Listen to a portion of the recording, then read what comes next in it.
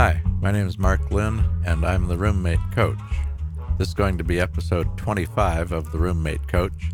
It's going to be a fairly important episode in that I'm going to be talking about a program that is hopefully coming soon to Humboldt County that could have a direct impact, a positive impact on some people's housing situation.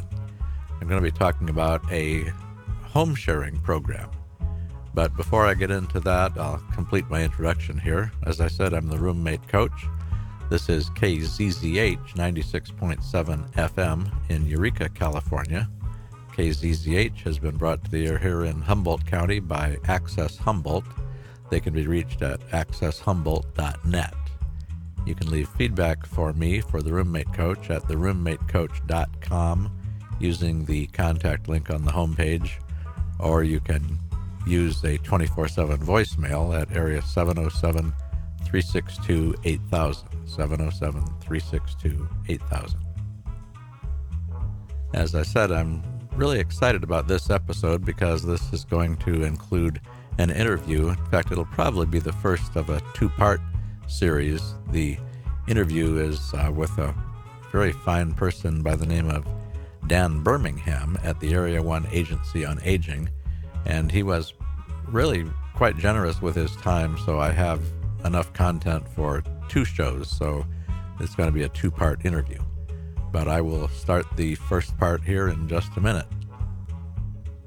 The one part of my introduction I like to always remember is my motto, which is world peace, one roommate at a time. Okay, to my long-suffering listeners who have been promised interviews for quite some time now, I am finally going to deliver. Again, this is Mark Lynn, the Roommate Coach, and I would like to introduce Dan Birmingham of the Area 1 Agency on Aging. Did I get that right, Dan? You did. Okay. And Dan has very graciously agreed to talk to us about a new program that he is very excited about, and from what I've heard, I am too. So, Dan, would you like to give us a little background? Sure. Thank you, Mark. So at the Area 1 Agency on Aging, we are exploring the idea of starting a home sharing program for Humboldt County. So to our knowledge, there is not one in the area. There are several of them throughout the state, but there's none north of San Francisco or of the San Francisco Bay Area. And it could be a viable option or another option for affordable housing. It won't work for everybody, but it could work for lots of people. Now, Homeshare, as I understand it, this is, correct me if I'm wrong, I've been kind of researching this stuff, but my knowledge at this point is totally academic. But is this primarily aimed at the idea of older folks who probably have a home with some extra room and trading some space in the home in return for rent? And am I on the right track there? You're on the right track, yes. A general definition for home sharing is when two unrelated people share a house in exchange for services or in exchange for rent or some sort of combination of that. So as the Area 1 Agency on Aging, our target population for this program would be seniors, and we've also seen in Arcata with the Humboldt State University students there that there is a housing shortage there as well, and that impacts everyone, not just the students, but the entire community. So we were thinking this could be a great way to solve both of those needs, to help the students find housing, but also to help seniors who may have extra space in their houses, like you said. There are some seniors in the area who have large houses who may have extra rooms in their house, and this could be a good opportunity for them to use that space and to gain a little extra income if they need it, or extra help around their property. So it could work out well for both. Or it could be seniors and seniors together as well. So that could provide other benefits and other opportunities. Okay, so there's no real age cutoff. It could be young people and young people. It wouldn't really matter. That's correct. Yeah, that's correct. It's home sharing as a concept, as an idea, is not limited to any sort of age. But as the Area 1 Agency on Aging, we are targeting this service to that population, to the older adult population in Humboldt County. Okay.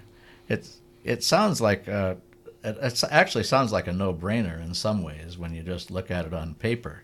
And you mentioned HSU. Do you anticipate some involvement officially from the university, or? We're not sure. We've been talking with them about that, and also with the city of Arcata and the Arcata Economic Development community. I'm not sure if that C is right or not.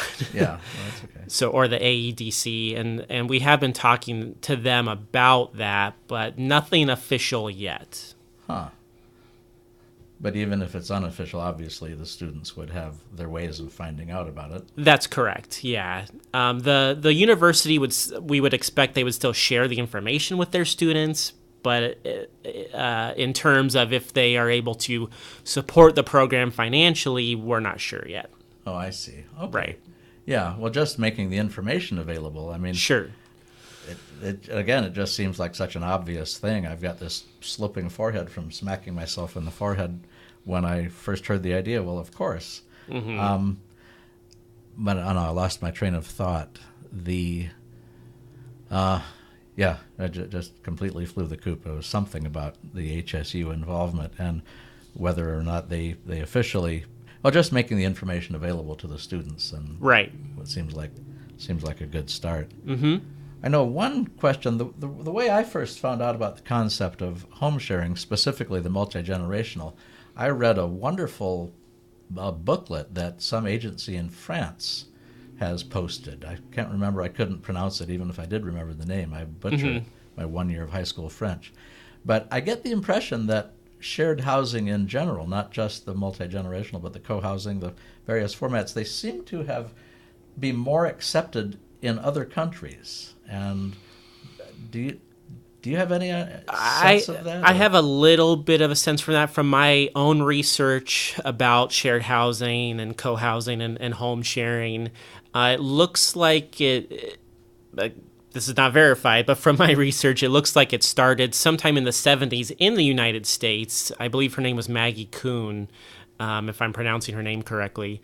And she was interested in the intergenerational housing, and that's the extent of my knowledge to that. And so it started sometime in the 70s, and then, as you said, Mark, it's become really popular in other countries as well. There's a great website, I think it's called Homeshare International, that's got information on there of the different programs in other countries. But I think it's becoming popular again in the United States because of course, the rising cost of living, the rising costs of housing, and things like that. And it might not have been as popular at first because if you want to go into the sociology of things, or the anthropology, I guess, of things, American culture generally likes their privacy. We don't necessarily like to share, but I think that's changing. I think that value is changing to accept sharing and to value sharing each other's resources. Yeah, well, that makes sense. That does make sense. And somebody once said that ultimately the stomach kind of makes the ultimate decision. Ultimately it's all about survival. Mm-hmm, and right. As housing gets more and more, the housing prices in some cities left insane years ago. I don't even know if there's an adjective anymore. So it's just got to become a matter of necessity. So I think it's great that programs like this exist. I was kind of surprised. I'm kind of late to the party. I went through school and I've lived my life, and here I am, getting closer to the late innings, and I've only recently heard about these programs. I did some searching online, and it looks like most of the states have some, maybe not most, but yeah, it looks like there is some version of this program, this home sharing, available all over the place. That's true. That's what I've seen as well. I believe it's called the National Shared Housing Resource Center, and they have a directory there of a lot of the home sharing programs throughout the country. And I don't think they're all on there, but most of them are. Yeah. I think there's also, I think I saw homeshare.org. Yes. Does that sound familiar? Yeah, it does sound familiar. I'm not sure if that's the international one or not, but it's got information about home sharing. I will post some links. I'll figure out what links we're referring to and post those. Great. I post the shows on YouTube as well, and as part of my website's link to YouTube, I include things like links. So great. You don't have to be running around for some links in the show notes. I think would be useful to your listeners. Yeah, definitely do that. I guess my larger point and my larger curiosity, since these programs, well, for example, I lived in San Diego for over 20 years. We came up here 10 years ago. And apparently San Diego has had a home share program for many years. And my girlfriend's family, she's been very involved in taking care of her family down there as well as here, and they qualified at the time. And I had never heard of it, and I'm just kind of amazed that these programs have been around. And so the cynical part of me, or I think of myself as a cheery person, but I do have kind of a gloomy side as well.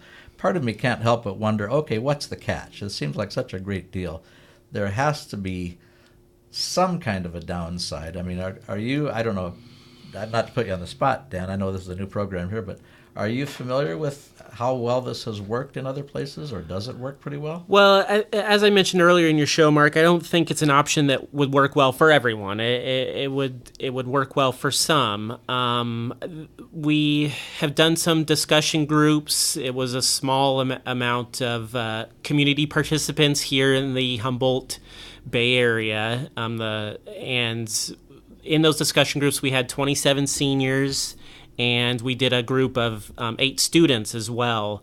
So we did those 5 discussion groups, and that was one thing we talked about is, from their perception, what would be the downside, or what would be some things that would not be appealing to you. And one of the things that comes to mind was privacy. So there was some concern that they would be losing some of their privacy by welcoming someone else into their home, assuming they're living alone at the time, and then they have someone else come into their home, they're losing privacy. So that's one of the things. Mm-hmm. It's a trade-off. Also, if you talk about it in terms of a program, I'm sure this is something that people do all the time without the formal use of a program. Oh, yeah.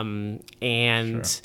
So there's trade-offs there as well. You have the benefits of a formal program because they can do the matching and the screening and handle some of that part, but you have to jump through the hoops of going through a formal program, whereas you don't have to do that. But of course, there's trade-offs between the two. Mm-hmm.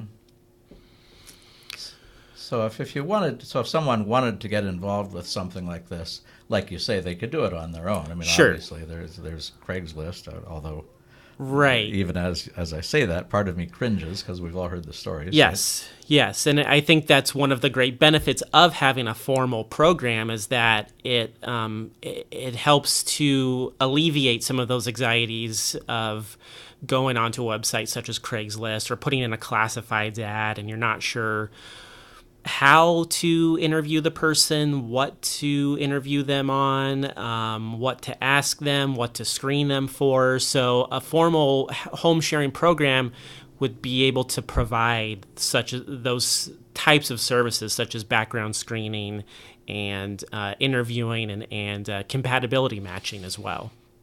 Yeah, no, that's the part that sounds really, really good to me. That's the part that I would be curious about as to how well that works. I mean, let's face it, even with screening and everything else, no one can predict the future, and you don't really know. What's the old story? We all heard it. You don't really know someone until you live with them, right? Sure, and that were those were some other common themes or concerns from the discussion groups that you never know until you're actually there. So there's some concerns of that lack of trust, or concerns about would this person be different from paper, from when I interview them, from when I live with them, and those are valid concerns. One way to handle that is to things we're thinking about doing as an agency for a home sharing program is to possibly provide some sort of toolkit, some basic resources on communication, things like that to help, or connecting with other resources in the community that might be able to help with uncomfortable social situations. Mm-hmm. But up and above all that, we would encourage that everyone have some sort of written agreement, and that's not something that's uncommon. It's something that's really encouraged in a situation like this, and that could be used in situations if it doesn't work out. And so I think both the home share or the home provider and the home seeker could use that agreement to fall back on if there's something that doesn't work out well once they're actually living together. You're listening to The Roommate Coach. We're interviewing Dan Birmingham of the Area 1 Agency on Aging, talking about a new home sharing program that is hopefully going to be coming to Humboldt County in the fairly near future. And this is KZZH 96.7 FM in Eureka, California, brought to the air here in Eureka by Access Humboldt. You can reach them at accesshumboldt.net. My name is Mark Lynn. You can leave feedback for me at theroommatecoach.com or 707-362-8000. That's 707-362-8000. And now we'll get back to the interview with Dan Birmingham. Okay, picking up again with Dan Birmingham of the Area 1 Agency on Aging in Eureka, California. And let's see, where were we? We were talking about screening. Talking about screening and other services that could be used in a formal home sharing program to benefit those participants, to provide a sense of security for them. And I also mentioned a lease agreement would be useful as well. And those are some things that could be used to alleviate some stress or some concerns or anxieties that participants might have, sharing with somebody else, sharing their home. Okay. Now, just to interject here, by focusing on some of the potential downsides, Dan, I don't want you or the listeners to get the idea that I'm negative on the idea. Quite to the contrary, I think it's a fabulous idea, and I have heard of cases where it works extraordinarily well, where the people involved become very good friends, as well as all the social and financial and security benefits. Mm-hmm. So it can work great. But I guess that's the whole point, is if you're new to the idea, I kind of wonder from your focus groups and things, I regret not knowing about this sooner. I would have loved to have been involved. Sure. But did you get the impression that concerns about what we're talking about here, the security and some of these issues, does that seem like a showstopper for some people or a lot of people? I don't think so. I think those were some things that they wanted addressed. So as we continue as an agency exploring this idea, that's something that I'm doing, is preparing on how to address some of those concerns, the anxieties. At a certain point, I think some of that just needs to. We all need to have a certain level of trust with each other, and there's an expectation that I believe that each of us at least has some sort of base level of social communication, and I understand anxieties of uncomfortable social situations, but at least at a base level, I think we can all take responsibility for some of that. And then if we can't do that, we can also access other resources that could help us in some of those situations to conflict mediation and things like that. Well, the name of my show kind of comes to mind, not to do any shameless plugs or anything, but as the roommate coach, I have to say that I have spent, I don't even want to tell you how many years I've spent, and it'd be more like decades, to be honest, figuring out just what it takes. Because, honestly, I don't think the natural state of affairs is what we see, this fussing and fighting and people giving each other a bad time at the drop of a hat. Yeah. I really think the natural state of affairs is just what you and I are doing here. I've never seen you before in my life, and yet here we are having a nice, peaceful... To me, that's natural. I agree. Yeah, okay, well, so the extension of that would be, if that's true, if what we're saying is true, then the only real job to make this program of yours here a rip-roaring success for a lot of people is to get some of this unnatural stuff out of the way. Sure. And kind of get to who we really are as creatures, right? Right. And are you referring to like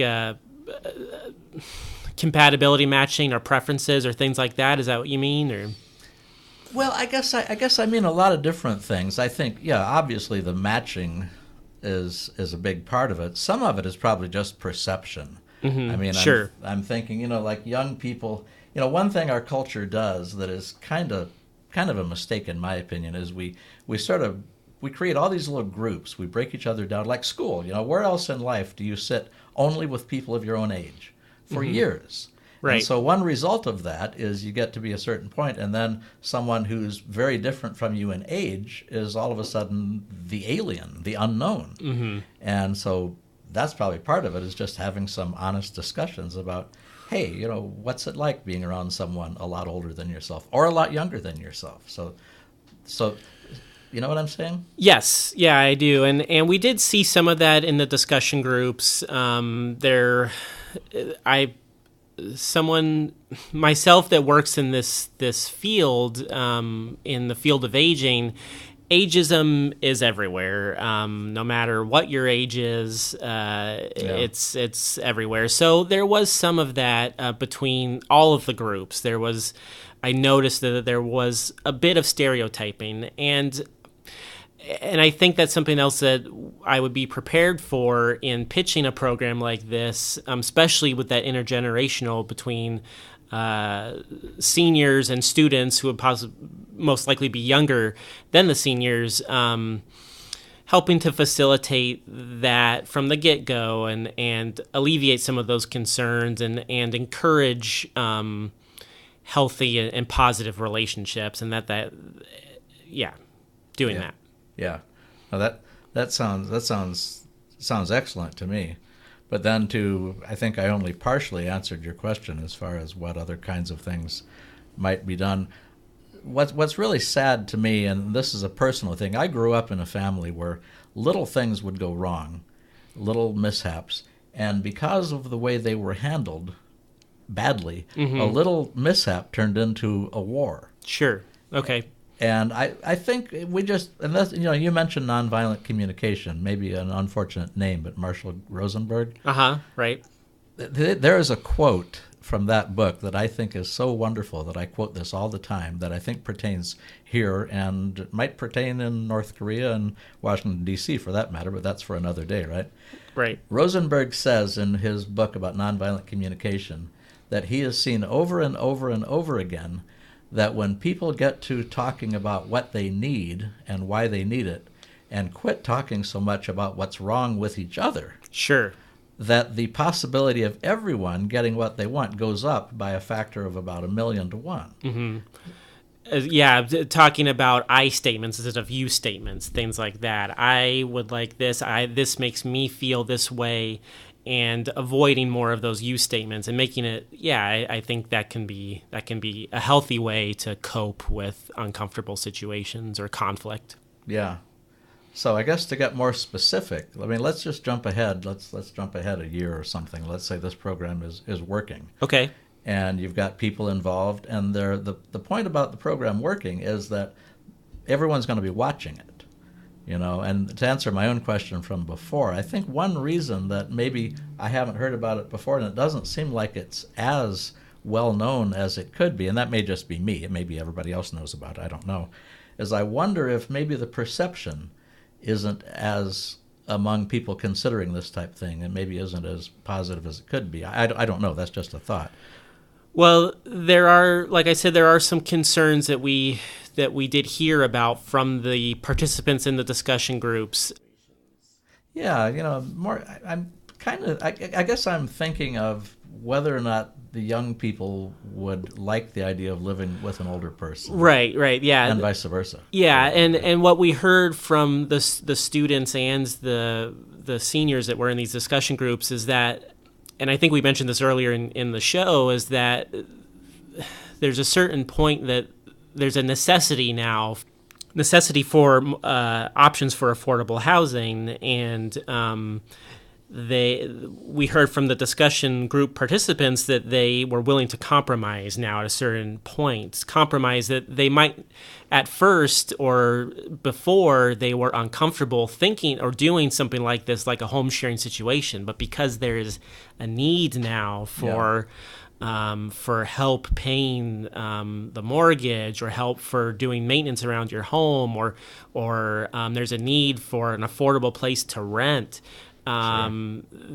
Those sorts of needs now are encouraging people to make some compromises and to step into a realm that might have been uncomfortable for them, or still is uncomfortable, but they're willing to take that risk now because they have that need. Dan, you know what? I think I could probably talk to you all day about this, but I know you've got things to do, and we should probably leave something for the next go-round if I can talk you into another one. So unless you've got something else you'd like to add here, we could wrap this up and maybe let you get on with your Yeah, day. well, thank you for interviewing me today, Mark. Like I said, we're very excited for this program. It's something we're hoping to get up in the next couple months here, if things go well with the website that we're looking at, and making that available to the community. So just one other thing I wanted to mention as a great resource to seniors in the area. The Area 1 Agency on Aging does print a senior information guide. It's free. There's no cost for that. And it's a valuable resource. I've heard it be considered a valuable resource to seniors across Humboldt County, and as well as Del Norte County too. We cover both of those counties with that senior resource guide. That comes out every 2 years. We're currently in the process of updating it for the next edition.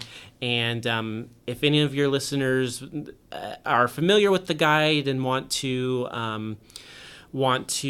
update anything in there, or add any resources in it, or help support the guide by advertising, things like that, we'd appreciate hearing about that. And with that, or with any other, if any of your listeners need to contact me as well, I'd be happy to answer any questions about the Senior Information Guide, or of course the home sharing stuff that we're talking about.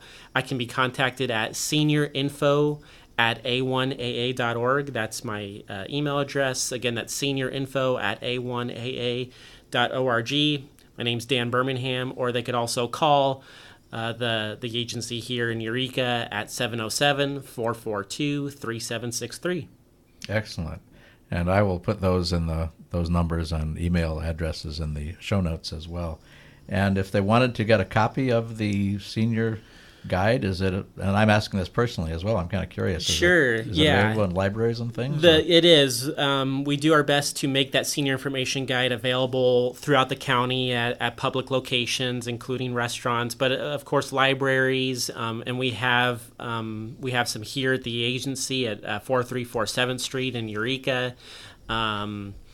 And there is a digital version online as well at our website at a1aa.org. There's an electronic version that can be accessed. So, if you can't find one otherwise, please give us a call to the agency and we'll make sure you get one. Excellent. Well, Dan, that is super. That is just wonderful. I can't thank you enough for such a wonderful interview. So should we wrap it up here, or are you okay with that for the time being? I think that well, maybe one more thing I could mention was our we mentioned the discussion groups that we did in this show today, and I did produce a report about what we found. So if any of your listeners were more interested, if they wanted more information about what we did, more details about what we did in those discussion groups, again, they can contact me by the email or the phone number, and I could provide them with that report as well.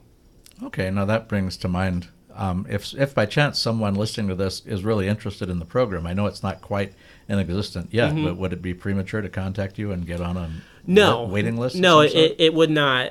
That way they would know for sure that when we got something going, they would be contacted. Okay. Otherwise, of course, we will be doing outreach through the usual channels, through newspaper, television, radio, print, all sorts of places. But yeah, of course, anyone can contact me, and I could put them on a contact list when we know more information. Okay, well, that's excellent. Well, Dan Birmingham of Area 1 Agency on Aging, I want to thank you so much for a wonderful interview, and maybe we can do this again once the program gets going. Looking forward to it. Thank you for your time, Mark. Okay, thank you, Dan. So long. That concludes episode 25 of The Roommate Coach and the first half of a really interesting interview with Dan Birmingham, talking about a Homeshare program coming to Humboldt County hopefully in the fairly near future if all goes well. And I'll play the second half of that interview in the next episode. So it's a little confusing there toward the end. We talked about maybe doing another interview. Well, we already did, in that I was only able to get the first half of it in this episode. So the second half will be the next one. And then after that, if we do a interview again, maybe after the program gets going, that should be interesting as well. So as I said, this has been episode 25 of The Roommate Coach. I'm Mark Lynn, the Roommate Coach, and you've been listening to KZZH 96.7 FM in Humboldt County, Eureka, California. Brought to the air here in Eureka by Access Humboldt. They can be reached at accesshumboldt.net. The bumper music is called Rollin' at 5. That's by Kevin MacLeod. And let's see, the contact link on the homepage at theroommatecoach.com is one way you could leave feedback. Another way would be a 24/7 voicemail system you could reach at 707-362-8000. That's 707-362-8000. I always like to add that my motto here is world peace, one roommate at a time. I hope you've enjoyed the interview, and I hope you tune in to the next episode and catch the second half of the interview. Looking forward to hearing more about homesharing here in Humboldt County. And I've enjoyed talking to you. I hope you've enjoyed the show, and I look forward to talking to you again real soon. Thanks so much for listening.